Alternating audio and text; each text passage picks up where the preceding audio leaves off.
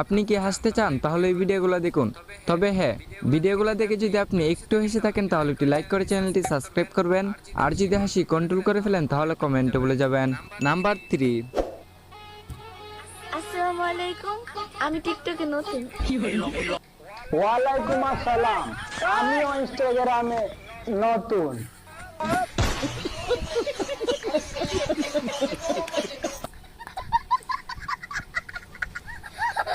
Number 2।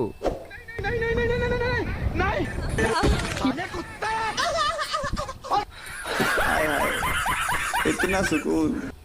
बात तो सही है।